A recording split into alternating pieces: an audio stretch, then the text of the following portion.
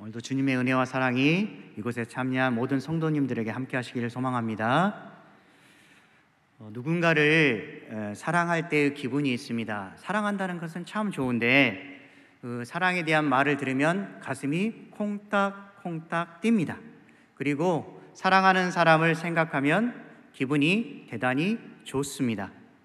그래서 우리 인생의 삶의 활력소가 되는 것은 즉 누군가를 사랑한다는 것입니다. 그러면 진심으로 사랑한다면 그 사람에 대해서 어떤 마음이 들까요? 보면 함께 보내는 시간이 너무너무 소중합니다. 그리고 돈을 투자할 때도 전혀 아깝지가 않습니다.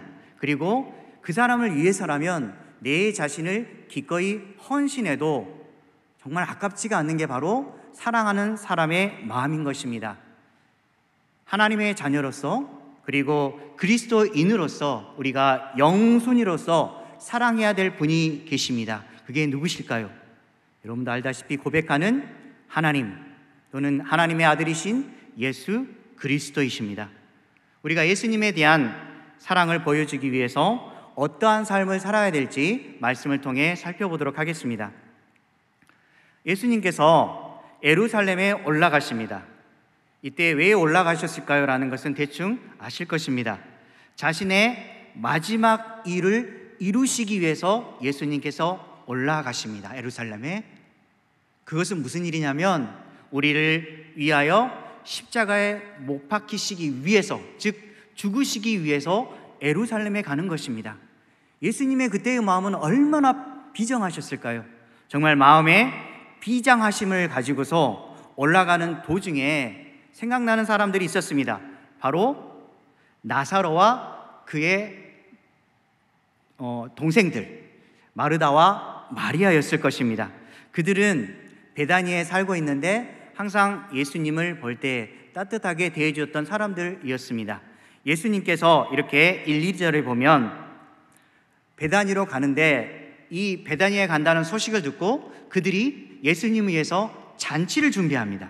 이 잔치는 언제 하냐면 6월절 6일 전에 베다니를 방문할 때 생긴 일인데, 여기서 베다니라는 뜻은 무슨 뜻이냐면 가난하고 고통받는 집이라는 뜻입니다. 근데 여기에 나사로의 가족 마르다와 마리아가 사는 곳인데, 참 여기서 내용을 보면 가난하고 고통받는 집, 그러니까 우리가 생각할 수 있는 게 결코 행복한 가족은 아니었구나라는 생각을 가질 수 있고, 이런 어려움 속에서 하나님께서 역사하셔서 예수 그리스도가 그들에 가서 그들에게 위로와 사랑을 베푼다는 사실을 우리가 생각할 수 있습니다. 나사로가 죽었다는 이곳, 즉 이곳이 바로 예수님께서 자신의 정체성이 무엇인가를 드러내었던 곳입니다. 11장에 보면 잘 나와 있습니다. 나사로가 병들어 죽습니다.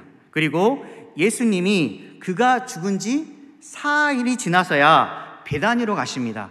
만약에 예수님이 하나님의 아들이시고 또한 사랑한다면 분명히 죽기 전에 가야 됐는데 죽은 후 4일 만에 간 이유가 무엇이었을까요?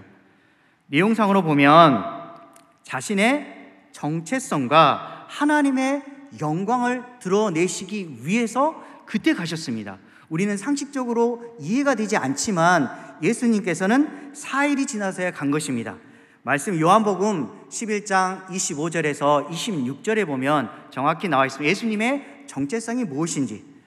예수께서 이르시되 나는 부활이요 생명이니 나를 믿는 자는 죽어도 살겠고 무릇 살아서 나를 믿는 자는 영원히 죽지 아니하리니, 이렇게 말씀이 나와 있습니다. 예수님은 부활이요 생명입니다. 즉 우리에게 있어서 정말 소중한 생명이 되시는 분입니다. 우리가 그분을 믿고 따르고 또한 고백하면 주님께서 우리에게 찾아와서 우리의 자녀 삼아주시고 또한 우리에게 귀한 생명을 허락하는 것입니다. 그래서 우리는 주님과 함께 죽더라도 사는 것이고, 주님과 함께 사는 것은 곧 영원히 주님의 나라에서 기쁨을 누리며 사는 것입니다. 그래서 예수님께서는 우리들을 너무너무 사랑하셔서 그분의 사랑을 보여주시기 위해서 이 땅에 오신 것이고, 또한 우리도 마찬가지로 그분의 사랑을 기억하면서 늘 기쁨으로 사는 인생을 살아야 되는 것입니다. 근데 여기서 보면 예수님께서 나사로가 죽었을 때 눈물을 흘리시는 장면이 나와 있습니다. 예수님은 우리가 고통을 당하고 힘들어할 때, 우리가 눈물을 흘릴 때 함께 눈물을 흘려주시는 분입니다. 혹시 삶에서 너무 고통스럽고 힘겨울 때 여러분의 눈물을 흘릴 때 예수님께서는 반드시 그 눈물을 기억하여 주시고, 또한 이 눈물에 합당한 필요한 것들을 반드시 주님께서 부어주실 것입니다. 우리는 그것을 반드시 믿고 따르고 순종하는 인생을 사시기 바랍니다. 예수님께서 나사로를 위해서 눈물을 흘릴 때 또한 무덤에서 또한 보시면서 이렇게 말씀하십니다. 나사로야 나오라라고 큰 소리로 부르십니다. 그래서 죽은 나사로가 살아나게 됩니다. 이러한 사실로 인해서 그들이 예수님을 위한 잔치를 벌이고 있는 것입니다. 즉 예수님께서 나사로를 살려주심에 대한 감사를 표현하는 것입니다. 이때 마르다는 어떤 일을 하고 있었을까요? 여기 내용상으로 보면 봉사의 일을 한다고 나와 있습니다. 즉 예수님을 위해서 식탁을 차리고 먹을 것을 준비하고 또한 시중 드는 일을 하고 있었습니다. 여기서 우리가 인생을 살면서 예수님에 대한 사랑을 보여주기 위해서 해야 될 그런 일이 보입니다. 즉 자신이 할 수 있는 최선의 일을 주님께 드리시기 바랍니다. 우리가 최선의 일이라는 것은 큰 것이 아닙니다. 작은 일부터 하나님께 드리는 것입니다. 내가 교회에서 청소한 일을 담당하고 있다면 내 마음을 다해서 주님을 위해서 청소를 열심히 하고, 또한 가르치는 일을 담당하고 있다면 어린 생명들을 사랑하는 마음으로 그들에게 따뜻한 사랑을 보여주면서 예수님의 사랑을 증거하시기 바랍니다.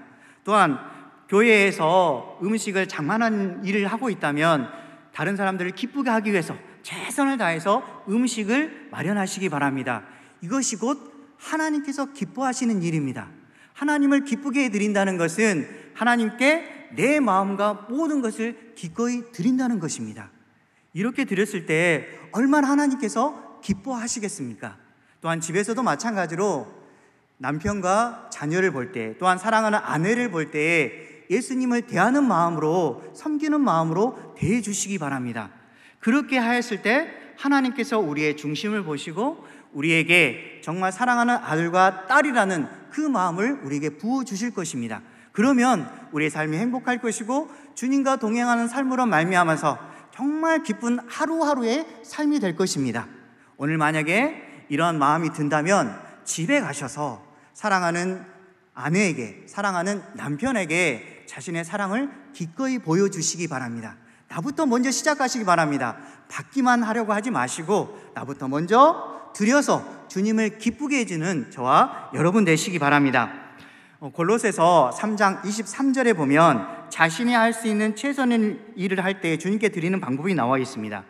무슨 일을 하든지 마음을 다하여 주께 하듯 하고 사람에게 하듯 하지 말라, 이렇게 말씀하십니다. 우리는 어떤 사람들을 대할 때, 어떤 일을 할 때 반드시 주님께 하듯이, 이 사람을 바라볼 때 맞아, 주님의 사랑하는 사람이고 나는 주님께 대하듯이 이 사람을 존중하고 사랑하는 마음으로 대해야 되겠다라는 그런 마음 가지고 인생을 사시면 주님께서 반드시 기뻐하시고 사랑을 보여주는 것에 대해서 하나님이 너무너무 만족하게 하실 것입니다. 저와 여러분이 예수님의 마음을 시원케 해드리는 그런 믿음의 사람이 되시기 바랍니다. 3절에 보면 마리아는 지극히 비싼 향유 곧 순전한 나드 한 근을 가져다가 예수의 발에 붓고 라고 나오는데, 여기에서 비싼 향유 곧 순전한 나드 한 근의 가치가 나오는데 어느 정도 될까요? 이것은 300데나리온의 가치가 됩니다. 한 데나리온이라는 것은 계산해 보면 노동자 하루치 품삯입니다. 그러면 300데나리온은 노동자의 1년치 품삯이라고 우리가 알 수가 있는 것입니다.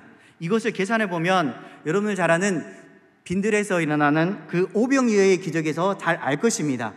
5,000명을 먹이는데 보리떡 5개와 물고기 2마리로 먹이는 그 사건을 여러분 잘 알 것입니다. 여두광주가 나온 사건이 있는데, 여기서 5,000명, 사실은 5,000명보다 많은 거의 2만 명에 가까운 숫자였겠는데 5,000명을 먹이는데 든 비용이 있습니다. 어떻게 나와 있을까요? 300데나리온보다 더 못한 200데나리온으로 그들을 먹일 수 있다고 합니다.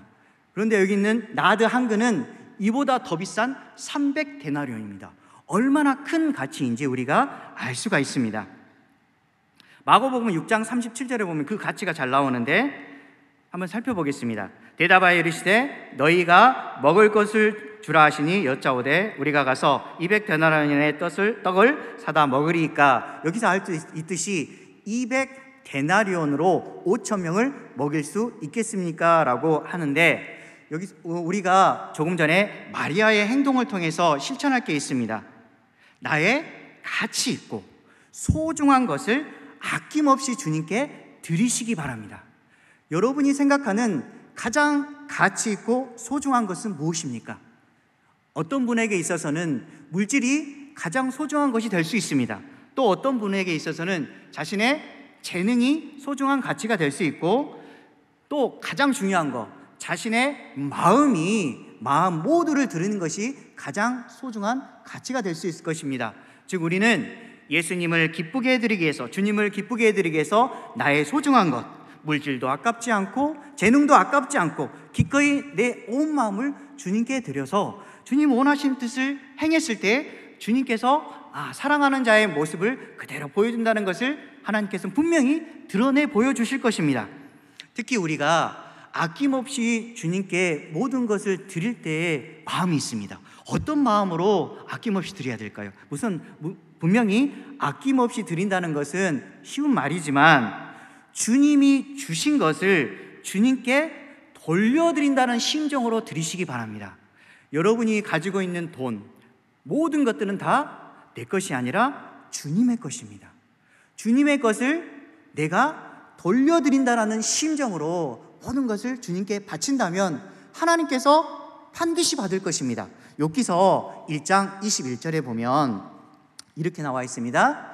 이르되 내가 모태에서 알몸으로 나왔사온즉 또한 알몸이 그리로 돌아가올지라 주신 이도 여호와시요 거두신 이도 여호와시오니 여호와의 이름이 찬송을 받으실지니이다 하고, 여기 보면 주신 이도 누구십니까? 여호와시오. 나의 모든 것을 가져가신 일도 여호와십니다 라고 고백합니다. 우리는 알몸으로 태어났습니다. 아무것도 가지지 않고 태어났는데 주님께서 우리에게 많은 것들을 공급해 주셨습니다. 사랑하는 남편도 주셨고 아내도 주셨고 자녀도 주셨고 또한 집도 주었고 필요한 것들을 주신 분이 바로 하나님 아버지십니다. 그래서 나에게 주신 것에 대해서 너무 감사하고 이 감사한 것을 반드시 주님께 드리시기 바랍니다. 이것은 내 것이 아니라 주님 것입니다 라고 고백하면서 주님 위에 사시기 바랍니다. 우리 찬양 가사에 보면 내게 있는 향유옥합이라는 그런 찬양 가사가 있는데, 가사를 살펴보면 내게 있는 향유옥합 주께 가져와 그 발 위에 입맞추고 깨뜨립니다. 나를 위해 험한 산길 오르신 예수, 걸음마다 크신 사랑 새겨 놓았네. 나를 위해 십자가에 달리신 그 발 흘린 피로 나의 죄를 대속하셨네. 이 찬양 가사에처럼 우리는 아무것도 아니지만 주님과 함께 했을 때 내가 가진 향유옥합을 주님께 깨뜨릴 수가 있습니다. 주님께 드리는 것은 아깝지 않습니다.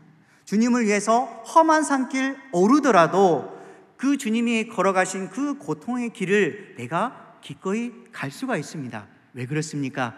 예수님께서 우리를 사랑하셨듯이 나도 주님을 사랑하기 때문에 주님의 가신 그 가시밭길을 나도 따라가는 것은 당연한 것입니다. 특별히 살면서 우리의 부족함과 죄가 대단히 많이 발견됩니다. 너무 주님께 미안합니다. 나의 오만 불선함, 나밖에 모르는 우리의 인생, 어떻게든 돈을 벌려고 아둥바둥 살아가는 이 부족한 마음속에 예수님께서 찾아오신다면 나의 죄성이 발견되기 시작됩니다. 주님은 우리의 마음을 보시고 이런 부족한 모습 그대로도 다 용서하시고 그대로 받아주시는 분이 바로 우리의 하나님이 되십니다. 그래서 이러한 죄를 바라보면서 우리는 주님께 우리의 모든 마음을 고정해야 됩니다. 우리의 눈도 마찬가지로 주님께 고정했을 때 뭐가 커지냐면 우리의 은혜가 커집니다. 죄가 더한 곳에 은혜가 커지는 것입니다. 3절에 보면 마리아가 자기 머리털로 그의 발을 닦으니 향유 냄새가 가득하더라. 여기 보면 마리아의 행동을 한번 보십시오. 주님의 발에 향유를 붓고 자신의 머리털로 주님의 발을 닦습니다. 여러분 이렇게 할 수 있습니까? 어느 누군가를 위해서 향유를 붓고 그리고 그분을 위해서 내 머리털로 닦을 수 있다는 것, 얼마나 자신을 낮추고 죽이고 겸손히 주님께 숙였는가를 알 수가 있습니다.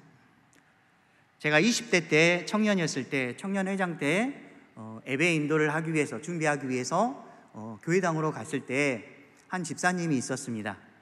꼭 그때 예수님, 이분은 강대상에 있는 또 그리고 요 밑에 있는 모든 부분, 교회에 관련된 모든 부분을 깨끗이 닦고 있으셨습니다.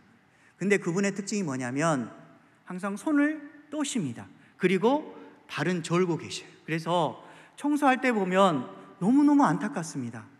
저렇게 몸이 불편한데도 불구하고 꼭 제가 보는 앞에 꼭 청소하고 있는 것입니다. 그래서 제가 하루는 너무나 미안해서 그분에게 물어봤습니다. 다른 사람이 할 수도 있었을 텐데요, 왜 하십니까? 라고 하자 그분이 대답합니다. 그냥 좋아서 합니다. 그냥 좋아서 합니다. 그때 저는 너무 그분을 보고 미안했습니다. 어떻게 해서든 저는 좀 고귀하고 좀 좋은 모습만 보이기를 원하는데 그분은 그런 모습을 통해서도 하나님이 기뻐한다면 나의 이 작은 모습도 주님께 드리기를 원한다는 그분의 고백을 봤을 때 너무 부끄러웠던 것입니다.